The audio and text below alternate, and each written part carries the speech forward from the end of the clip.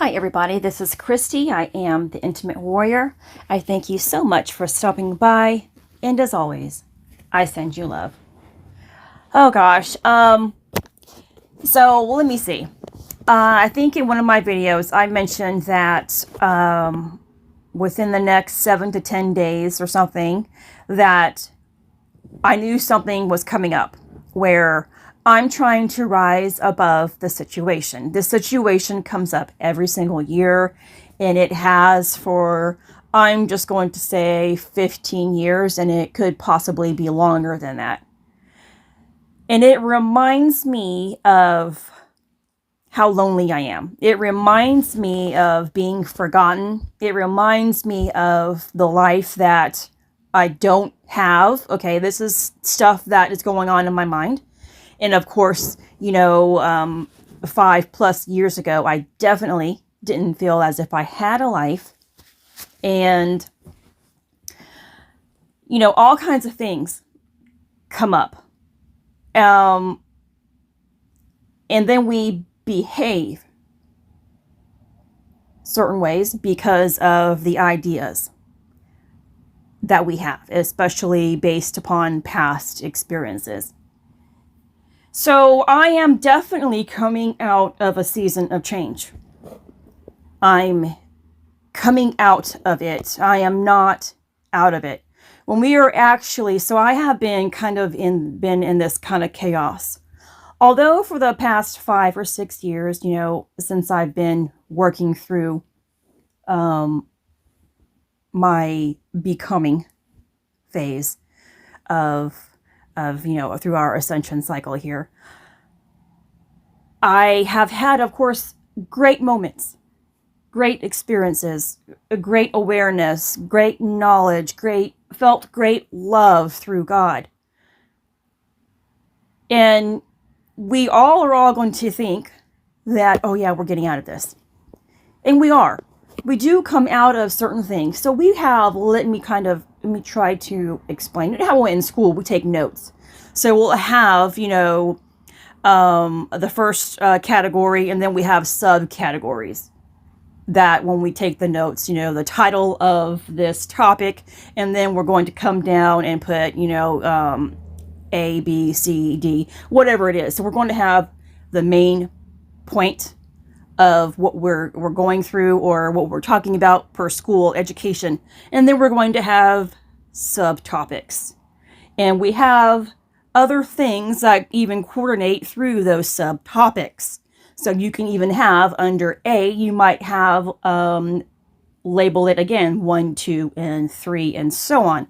Because you are trying to take notes that pertain to a topic, and then there's subtopics, and in those subtopics, there's lots of other information that relate to all of it. So I hope that makes sense. So going through our ascension cycle, we have the same thing. There are smaller things that when you finally add up all of those little tiny things, it builds into the bigger thing. So if you are learning all about those little tiny experiences, you get to the bigger experiences in your life, and hopefully you learn from that bigger experience, and it ties everything together that you have previously learned. So let me go with my exercise and video making and writing a book. And it's not about having to do anything. We don't have to do anything. What we should do is learn why we are doing what we are doing or not doing what we are doing. So out of chaos can come life. Life can emerge out of chaos. It always does. But only if we're learning something from that chaos. So your seasons of coming out of your hibernation can last however long that's necessary for your growth, for your education. And so for me to learn about why I was in resistance of exercising, you know, and it was okay. It was definitely okay for me to take the time that I needed to understand it all. I took the time for rest. You know, my body was tired. I've been taking care of people, and especially a very demanding situation with my mother-in-law with Alzheimer's and the deterioration of not just her mind, but of her body. So that was in high demand. And then I also wanted to spend time with my granddaughter. And I, back then, years ago, I had her almost every single afternoon, minus weekends. And then my spare time from that, I made sure I was outside helping my husband do other things. So I was busy. I was really busy. I wasn't busy for things, of course, I wanted to spend time with my granddaughter. Yes, that I loved. But you know what it means to really fulfill yourself and to make yourself feel good.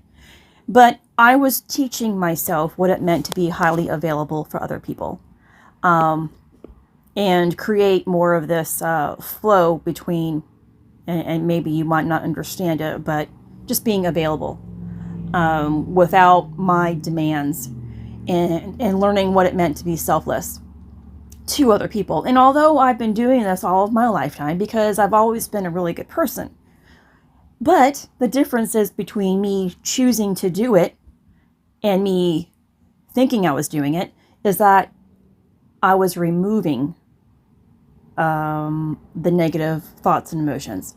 Because sometimes we think we're loving people, but then there's, okay, I'm just going to do it. Attitude. There's an attitude, an underlying attitude. Okay, I'm going to take care of you. I'm going to love you. I'm going to do this for you. Yes, I'm going to do this again. So much attitude. Knowing that person is never going to give anything back to you or people, whatever the situation it is. So it begins the process of draining you when you are in that negative mindset and negative flow. So I was teaching myself to move with a greater purpose, surrounded by love.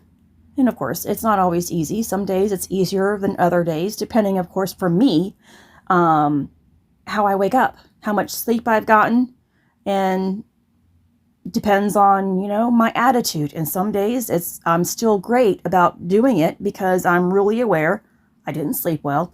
So, okay, how can I be a better person today? Even with even with being tired. But then it goes to the point of, okay, now the hours are going by and it's getting later and later. Now you've eaten and now you're full. So now you're even more tired and you still have things to do. And then it gets really difficult towards the evening time to still maintain that positive and goodness that you were trying to accomplish in the first place. So I have been given so much here lately. And we go through these phases of nothing, and then awesome, awesome, awesome, awesome. Like, yes, I'm finally coming out of it. And so I have mentioned, the 40 days that Christ was in the wilderness and being tempted. When we are going through chaos, we're going through the abyss, when we're coming out of it, especially, when we are just about to come out of it, there's going to be lots and lots and lots of temptation. Temptation is our suffering. To be tempted to go back to suffering. So for the past few days, I'm really trying hard here to be a good person, be a good wife, be a good mom, be a good daughter and a sister and a person in general. And then something happens. And then now that I'm going through what I know is going to happen here, next week now, I'm getting closer and closer to it. Well, I'm being triggered. And it's not about that thing, but it is about that thing because somebody else is saying something and then it's going to make me talk about that thing. And it's stupid, but it reminds me of my suffering way back when. And we have to heal that portion of our suffering, of being of feeling forgotten, feeling unworthy, feeling unloved, whatever your things are, feeling abandoned. Why am I always the one who has to be responsible, and then the rest of the world gets to have a good time? And I'm getting emotional here. It's starting to hurt. Everyone else gets to have a good time, and you're left to suffer. Being a good person is really, really difficult, isn't it? And choosing to rise above every single thing and to be there for people is really, really difficult. And it will pay off, right? Isn't that what we are promised? It's going to pay off. The path to life is hard and treacherous. We know that. But there are great rewards ahead. And so what I've realized, I've come to realize that I am so unworthy of God's love. So unworthy. Whew. Every time I realize how much God loves me and gives me this, my internal giving, my spiritual giving, not materialistic giving, although things do come up in my reality that I know is a gift from God. But it's more so about our spiritual life that we are given. And I feel that warmth, and I feel that comfort, and I feel that knowledge, and I feel the love, and I'm like, wow, it should have been this way the entire time. Why couldn't I have? And then something takes place, and you're, boom, right back to forgetting God. And now I think I've mentioned it in my recent videos. Seeing God more than you see yourself. And that means seeing God more than you are seeing your suffering. Suffering is the ego. The suffering is our past experiences that come back up. And it makes us forget the truth of who we are through God's eyes. And I have been slipping here the past couple of days. Not, slipping. And I have been praying so hard. God, get me back to you. Get me back to you. Where are you? And then I quickly, nope, I know you're here. I know you're here. I know you have never left me. I am the one who has forgotten you. And that's why we are unworthy of this type of love. We are unworthy, really, of anybody's love. And we can say it, whether it's your husband, wife, girlfriend, boyfriend, mother, children. Oh, they don't deserve my love. Nobody deserves love. But we can still give it. And that's how God is. We are undeserving of God's love. But it is always given. But we forget it. Because we are in suffering. Our moments of suffering from time to time. And it changes throughout the day, doesn't it? Some days it is you're fine, or some weeks you are completely fine. And then there's a change that you have to go through to learn something. And then from moment to moment, hour to hour, you are forgetting what it is, or what it means to be whole. We forget, oh wow, last week I felt myself, my true self, sitting within me, the self that is so highly connected to God. We forget it. Because we remember our suffering. But it's necessary to get through your suffering. It's something that needs to be healed. The thing about suffering, though, when we really fall, falling means that we have so much more digging to get out of. It hurts when we actually fall down. If you trip and stumble, it's not as bad. You might still be standing up for the most part. You can catch yourself. But when you fall, sometimes you need somebody else's assistance. And that's still not bad either, because God will always be there for you too. our suffering is still a great part of our experience, our experiences of our life. We have to experience that. Otherwise, we will never know what it means to be united with God, to have that godly self within ourselves. And we know this. We know that when we are in suffering and when we are reacting per our suffering, that is our ego. But because we are always triggered to feel it, we forget. And when we really forget, and I don't know how long of a period that you have to experience to spill the seed, to waste the seed. And this is the accumulation of seeds that you must accumulate before your ascension cycle even begins, before you even experience what life through light is about. The last part of our process is learning to live within the light. What it means to live within service. Of course, through the purest form of love. And to be Christ within yourself.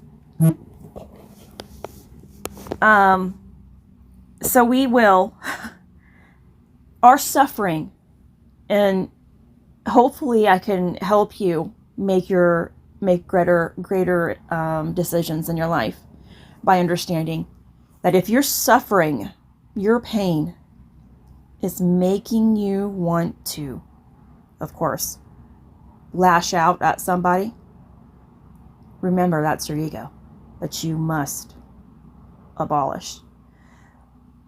If your suffering makes you want to seek revenge, wish harmful things upon somebody, that is your ego that you must abolish.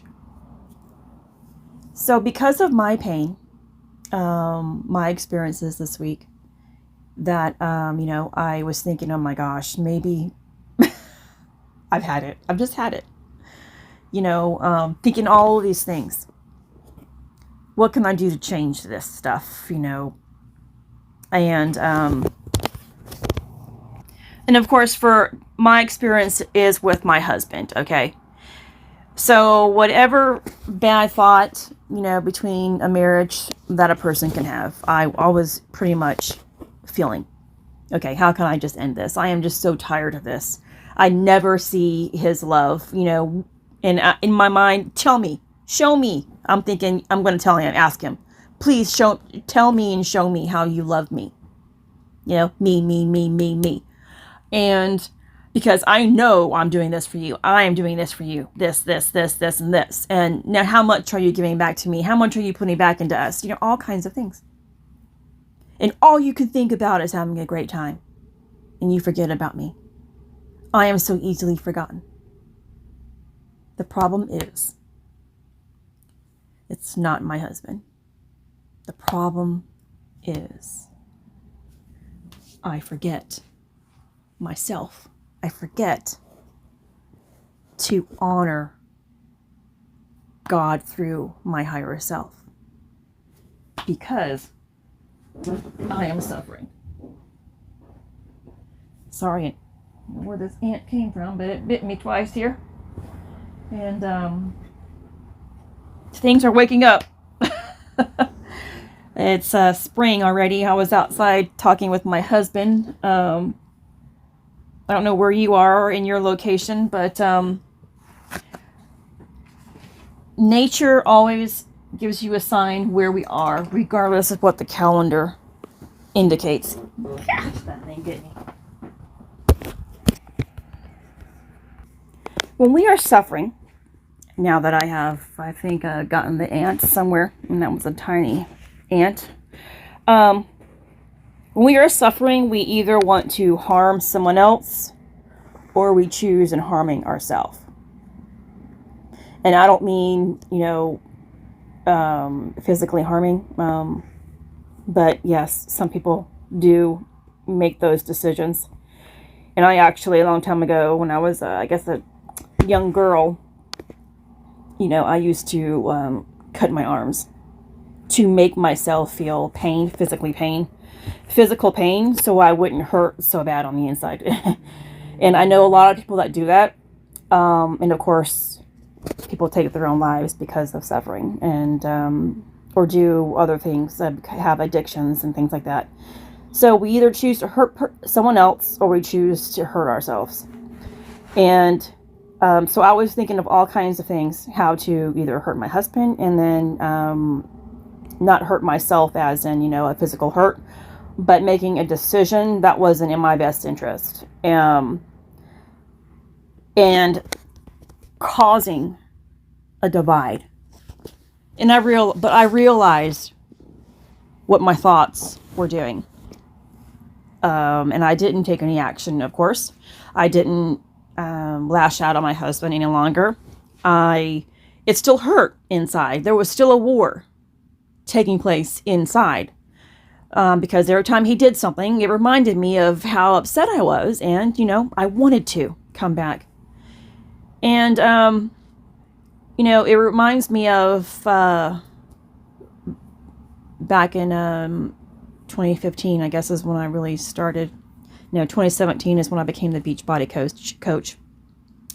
And going into personal development when I stopped looking at my husband. I physically stopped looking at him for, I don't know how long it was. It seemed like a year maybe. Because I knew that if I looked at my husband, I was going to fall back in love with him again. So I tried to create so much space to develop hate for my husband. Isn't that terrible to say? That's so terrible. I kept myself busy. I was reading. He was having his life and doing, what he has always done, and so easily to forget me, like I think. And I was busy with being a Beachbody coach, reading my personal development, some exercising, being with the family, things like that. Nothing outside of the home per usual. And our lives weren't changed, but they were. And he didn't know I was doing this, of course, because I communicated with him. I wasn't being, my voice didn't have a bitter tone, or sometimes it would, sometimes it wouldn't. We developed jealousy. He ended up getting jealous that I was spending so much time with my workouts and coaching and stuff. And I felt that was unfair, that he was talking to me that way. And so it made me create even more of a divide. But I know that I stopped looking at him again because I knew that if my eyes locked with his, I would love him again. And that's when I realized something was seriously wrong. And so, again, I was at the same spot, and I thought about that yesterday. That my ego was making me want to not look at my husband, which means that it was making me not want to love him. And that's what the ego will do. It will be so strong and tell you that this person is wrong for you, or exercising is wrong for you right now. It's okay to rest. And please understand that it was necessary for me to rest, to finally make my way back out of understanding that I failed to see God in my decisions.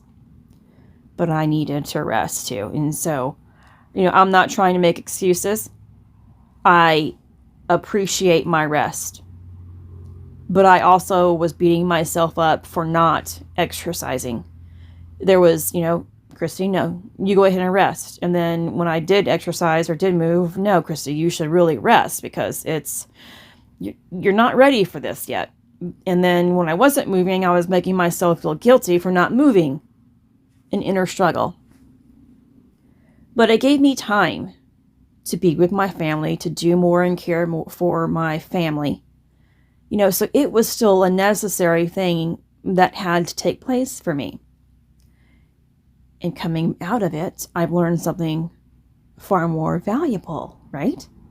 So we will have all of these experiences, no matter what it is. Your ego is going to make you think that by doing something, there's a greater reward in it. Hurting somebody is not, it's not what God does. It's what the ego does. And if your life is calling you, or if you're having experiences that, and I know people talk about creating boundaries. I'm boundaries, okay? I create a boundary around my exercising. So if we can put exercising and make it a person, okay? I stopped being around this thing, this person, exercising, fitness, this health, this life, and I decided to to do something else. It doesn't matter what it is. You can switch it up, what I'm talking about, and switch it into whatever situation in your life. And you can also use my relationship with my mother right now. We have created space, or she has created a boundary, okay? It wasn't by my choice. My mother has. I used to create boundaries. Now I know that sometimes I'm not feeling good emotionally, mentally and emotionally, where if we have, my family's friends come over and, I guess they're my friends, but I don't really, do everything that they all do. So I don't necessarily call them friends, but they're family friends. And if they're outside and I'm not feeling right, I do create a boundary, because I know that what they're talking about is going to just create something more animosity within myself, whatever is going on. So I do things like that. And I have created space for myself, like if I need to come upstairs and separate myself from the family because I'm having a bad day, in a bad mood, I will do that. But I have taught myself to be there more for other people who may, in other people's eyes, be toxic. And I know my mom, she is a toxic person. She was a toxic person, or she has lots of issues that she has not healed, and she is working on things to be healed. So she is a person who definitely would choose to be away from people. Now, healthy boundaries and then separation are two different things, okay? So you also need to understand what those kinds of things are. And I don't know, I could be wrong in certain things here. I just know that your ego is going to feed you something that's going to make you hurt somebody and also hurt yourself. But it makes you think that decision is the greatest decision. It's that powerful. So, I can use my marriage with my husband, especially the way I have been feeling lately. My ego is feeding, oh, here we are again, Christy. You're being treated the same way, Christy. He doesn't really love you, Christy. So why are you here? Why do you love him? Why do you try so much? Why do you take care of every single thing? Why are you the doormat? Why are you being used? Go. It's time to go. That's the ego. Because as long as you have pain inside of yourself, we don't understand what the truth is. Pain does not allow for truth to be understood. And until you understand all of your pain and where your pain originates from, you will have to repeat your lessons. So even if I, left my husband yesterday, I could find another person who, of course, in the beginning, things are always so great. But things are going to start to play out the same way again. Whether it's in the next person or the next person or the next person. It will always replay until you learn. Your debt will always replay until it's learned. And the only way to learn about it is to suffer it out. But some people choose to suffer it out on their own instead of suffering with the people. And again, that's still our own choice. We can still make those decisions. Like somebody else can look at me with my exercise and say, you were so stupid to stop exercising. Because and everybody says that, it's ridiculous. Exercising makes you feel better.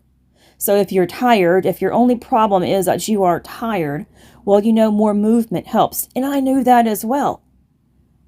Blood flow, circulation moves things. Whether it's stagnant, your mind becomes more clear, your heart pumps faster, your lungs are purified, your joints are lubricated, the lymphatic system flows and works in your favor and pushing out impurities.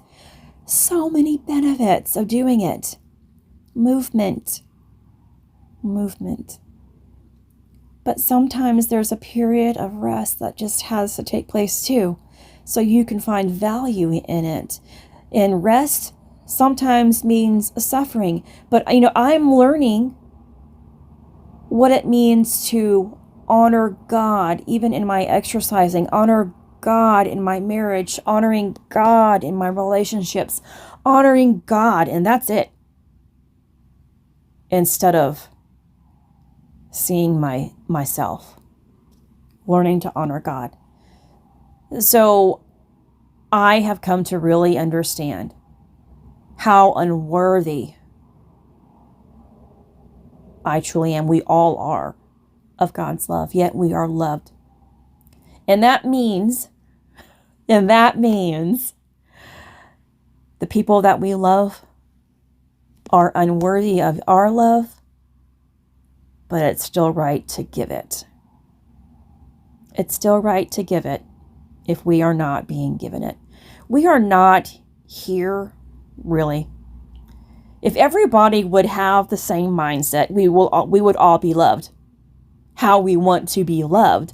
But because none of us are at that same level of, okay, I'm going to do it for its greater reason. Just because God, that's it.